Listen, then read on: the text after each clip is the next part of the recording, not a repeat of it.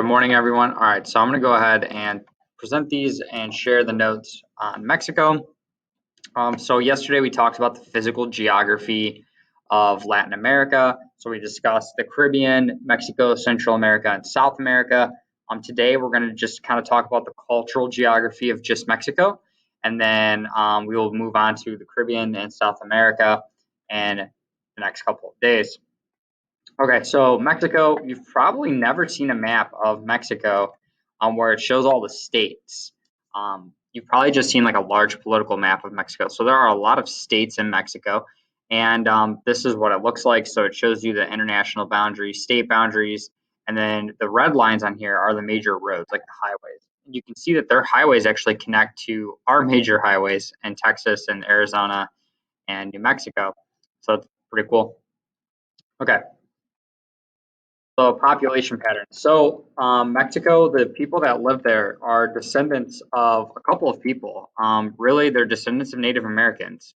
Just like we had Native Americans in North America when the white European colonists started colonizing America, they were forcing Native Americans out of the eastern part of North America, and they started moving them to the west. Well, it got to a point where a lot of Native Americans in the early 1800s actually decided that they would go to Mexico because there were more Native Americans in Mexico than there were in North America.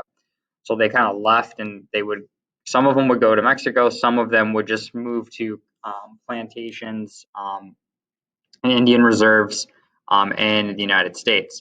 But people in Mexico are descendants of Native Americans, the Spanish, and as well as and certain parts of Mexico of African slaves that were brought over during the slave trade. So people settled in the Yucatan Peninsula. I'm going to go back and just show you really quick. The Yucatan Peninsula is this part right here that juts out into the Gulf of Mexico. This is what's referred to as the Yucatan Peninsula. It's right here. And so you'll hear me refer to it a couple of times. This is what I'm talking about. It's right here. So people settled in that Yucatan Peninsula, and they settled in the Mexican Plateau, which we know is in the central part of Mexico. And the people there are what we call mestizo, which is a mixture of Native American and Spanish blood. So the people that were there were a mixture of Native American as well as Spanish. Now, there are people that live in Mexico that don't call themselves mestizo. They'll call themselves Mayan because they have traced their family history, and they believe that they're related to the Mayan people that were a type of Native American group in Mexico. So they don't call themselves Native American. They'll call themselves Mayan or Aztec, or they'll call themselves different things. Mexico is the most populous Spanish-speaking country in the world. What that means is they have the highest number of population that speaks Spanish, more than Spain, more than any other country in the world. So they're the most populous Spanish-speaking country in the world, and their population density is 65 people per square mile. So it's kind of in between the United States and Canada. Remember, the United States was 85, Canada was like, I don't know, like 9 or something, like 8 or 9. Mexico is 65.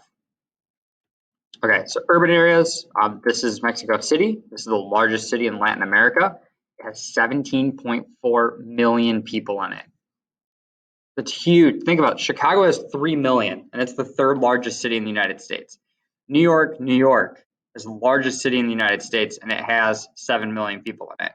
Mexico City has 17.4 million. That's bigger than New York, LA, and Chicago put together.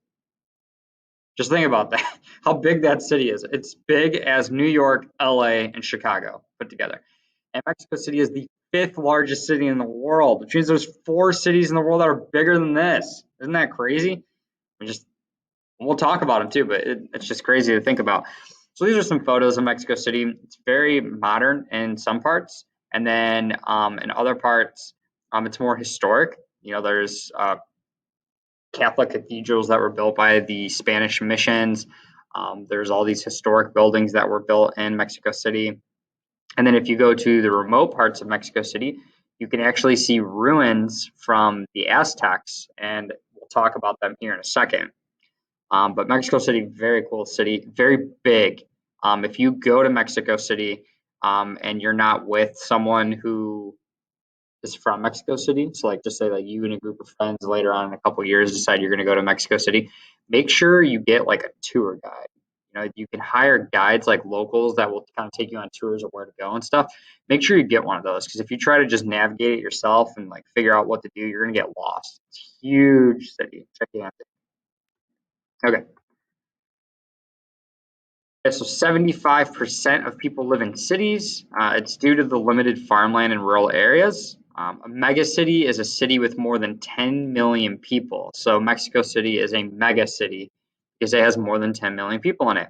Primate city is a city that dominates the region's politics, economy, and culture. So in Mexico, Mexico City is also its primate city. We're in the United States. The capital of our country is Washington, D.C., and that's also our primate city as well because that's where our government, our federal government's located. The White House is there, Congress is there, the Supreme Court's there. So primate city oftentimes is the national capital of a country, but not always. Okay. Some people argue the United States has two primate cities. One is Washington, D.C., and the other one is New York City, because that's where Wall Street's at, the stock market, and a lot of the economic aspect, Federal Reserve, all in New York City. So primate cities are cities that dominate the region's politics, economy, and culture. Okay, history. Um, so the Mayans, very, very cool group of people to study. There's lots of history about them. Um, it's believed that they existed between 250 AD and 900 AD. Some say they started earlier, some say they ended later. Different historians will have different years, but a good majority of historians believe that it's from 250 to 900 AD. Their society was based on agriculture, so it was based on farming. They also hunted and gathered earlier on, but then figured out how to farm. And they later on they became a farming society. They developed accurate calendars. This is what the Mayans are known for.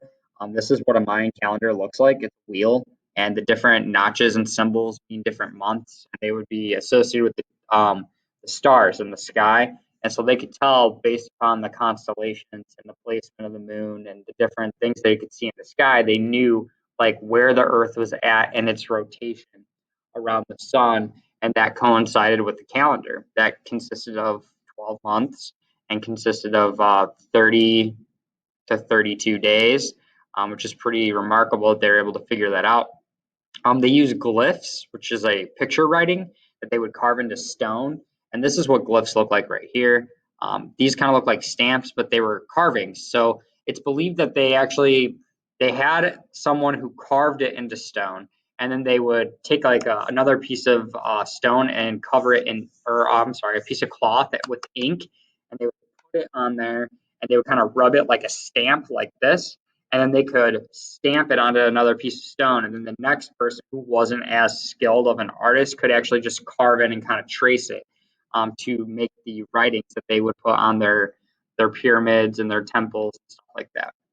And the thing that's really crazy about the Mayans is their calendar is so accurate that their calendar went all the way up to 2012. So the Mayans were around in the year 250.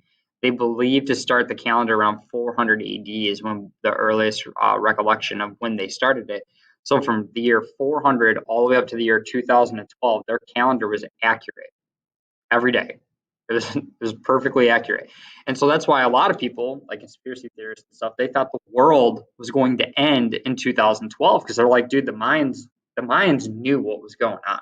They made a calendar that's accurate to this day. Like if they didn't know what they were doing, they wouldn't have a calendar that is that accurate. So they must know something that we don't now, and they must have known that the world was going to end in 2012. So there was people like freaking out on December 31 of 2011 that when it struck midnight, the world was just going to end. And that is a conspiracy theory, of course, but it's based on the fact that the Mayan calendar was so accurate.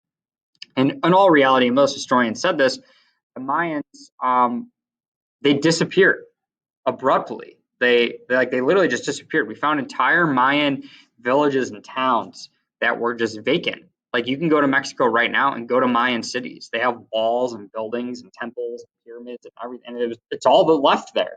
But there's no people there. There's no bones there. There's no skeletons there. They didn't find any remains there. So they just disappeared. So what a lot of historians believe happened is that the Mayans actually were disputing kind of like a civil war. They're having dispute on the way that their society worked or their leadership worked, and that a lot of people that were a part of the Mayan culture decided to kind of just walk away from it and then assimilate into the more to different Native American groups. So they split up into different tribes and groups that they all just kind of walked away from being Mayan. And so we don't really know what happened to them. I mean, and that's the thing that's really interesting about history is sometimes, everyone who studies history, likes to assume that we just know everything. Well, we only know what they leave behind. And they left behind entire towns or cities, but we aren't able to study what really happened to the Mayans and how they ended or disappeared. So it's pretty interesting. There's a lot of like mystery around the Mayans, which makes it really cool to study. And Aztecs, this is another Native American group that is from Mexico. And this one is another group that arose in the 1300s, so about 400 or 500 years after the Mayans ended. Tenochtitlan was the capital of the Aztec Empire because they were an empire. They were huge. They controlled almost all of Mexico and even parts of Central America. The capital city, Tenochtitlan, is current day Mexico City. So you go to Mexico City and you can go to the old part of Tenochtitlan. Sorry, I gotta grab my charger. And they were a war society, so they were based on warfare. So the thing that's really cool about the Aztecs is like here in the United States and in most modern, industrialized countries, when people think of the military, they think of guys, they think of men. And that's just, I guess, it's like a gender stereotype, whatever you want to call it. But in the Aztec Empire, women were trained alongside men in how to fight in combat, and they would start training kids at the age of 5, how to like use a sword, how to use knives, how to use the different weapons, and so their entire society was trained in how to fight in combat. So if they were ever invaded by, say, another Native American tribe or whatever, the Aztecs they were locked and loaded, like they were ready to roll. Everyone, kids, women, men, all of them. And so they were a very strong military, and they were able to easily defeat the neighboring Native American tribes and take control of them. And the thing that's interesting about the Aztecs is when they would capture those Native American tribes that surrounded them, they would imprison them and enslave them. And the Aztecs believed that they believed in gods, and they believed that in order to keep the gods happy, they had to sacrifice human blood. So the Aztecs would take those imprisoned, captured tribes that they would get, and they would sacrifice. They would throw them down this huge hole that they would build in these temples. They'd have a huge hole in the center of the temple, and at the bottom of the hole there'd be spikes. They'd throw people in there and then impale them, and they would die. And then that was a sacrifice to the gods. If they didn't have any prisoners, they would take people who were in debt or people who were on the lower end of society, and they would sacrifice them. So pretty interesting, kind of brutal and kind of gross, but it's what they did. They used chinampas, which are floating gardens, and I'll show you guys that at the end. But chinampas were these floating islands. Really what they were is they would take flat land and they would dig ditches like this, and they'd leave the spaces in between, and they appeared to be floating, but it's only because they surrounded them with ditches that would fill with water. And the Aztecs fell to Hernan Cortez and the conquistadors. Hernan Cortez was sent by Gabriel and Isabella, who were the king and queen of Spain. And Hernan Cortez was able to defeat the Aztecs pretty easily because the Aztec religion believed that God would return to earth in a white pale skin on a white horse with an army to fight all evil that was on earth. That's what they believed. That was what they believed their resurrection day was like. And here comes Hernan Cortez, who's a white Spanish dude on a white horse with an army, and his army had armor on. And the Aztecs didn't have armor. They didn't have steel. They didn't know how to make armor like this. So they're like, this is God. Obviously, this is God. He's coming here. The day of resurrection is close. It's nearby. So they welcomed Hernan Cortez and Tenochtitlan into this capital. And then Hernan Cortez is like, these people think I'm here to be their friends. And then he just, killed all of them and enslaved most of them. And so the Spanish took control of the Aztec Empire by 1521. It took them only a year to take over the entire empire. Okay. So Mexico gained independence in 1821. This is Father Miguel Hidalgo. He was a Catholic priest as well as a political leader, and he fights for independence for Mexico from the Spanish. and they gained that independence in 1821. Most people believe that Cinco de Mayo, which is the 5th of May, is Mexican Independence Day. It is not. That is a different day. They're celebrating that they fought off the French later on. It's not. Their Independence Day is in, I believe, September. And then in 1917, they ratified their constitution.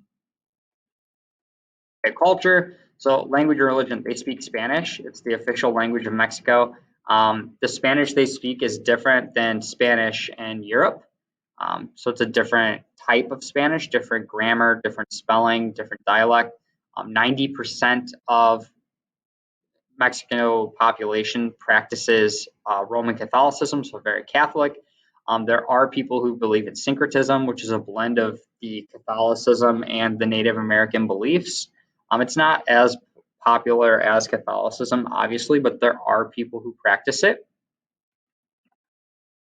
Education and healthcare, funding is the number one problem with both aspects.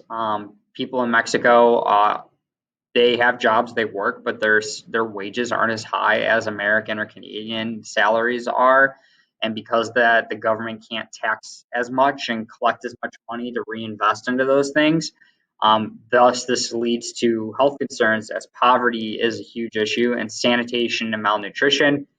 Sanitation is like how you dispose of human waste, how you treat water and sewage. Malnutrition is having enough food, but not just having enough food, but having the correct foods, like having that well-rounded diet, having all types of food. Healthcare is provided by the government, but again, the government is low on cash because they can't tax as much, and so the healthcare that they provide isn't as good as what the people need. Okay, these are murals. You guys have probably seen these before, but they'll paint these on the side of buildings.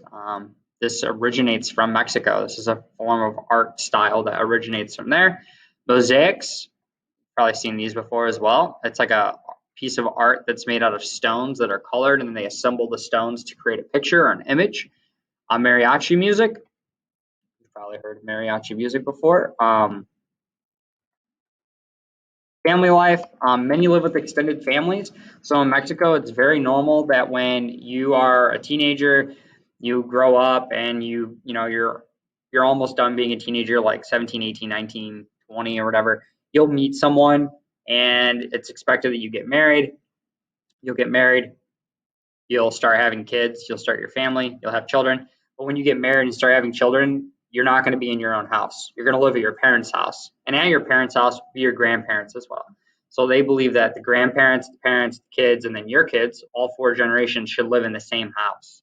So that's what I mean by extended family. Where here in the United States, it's like when you're 18, you got to get out, right? You got to go to college, you got to go get a full-time job. You got to get out. It's kind of the expectation, where in Mexico, that's not. You're supposed to stay in your house and you're going to take care of your grandparents, and then you're going to take care of your parents as you age, and then your kids are going to take care of you, and your great grandkid or your grandkids and great grandkids will also take care of you as you're aging.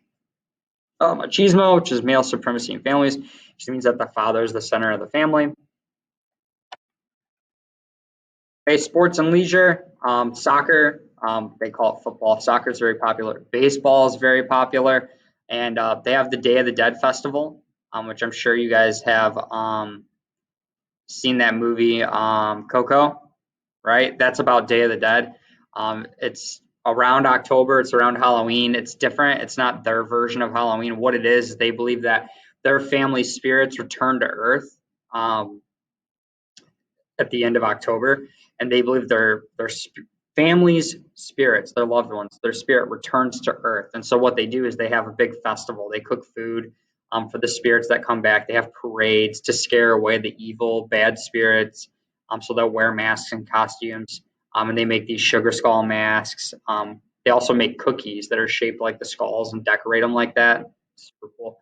And then on Sundays they have siesta, which is where like the entire town will close down at like 10 and then open up again at like 2. And they do siestas on Saturdays and Sundays. So right in the middle of the day, you just like if you're at work, right? Like you go to work right around 10 o'clock, work's like, all right, everybody go home, go take a nap, eat lunch with your family, go to church, whatever, and then you can come back to work at like 2 o'clock. Okay. And then this is what Tenochtitlan is believed to have looked like. These are obviously drawings or renderings, but there are ruins of buildings, pyramids, and temples that are on the outskirts of modern day Mexico City.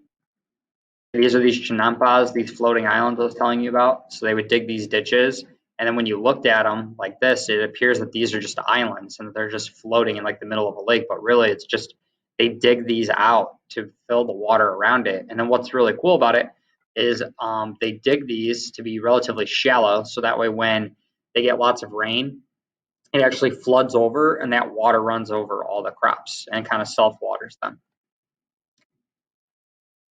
These are more pictures of it. Okay, that's it.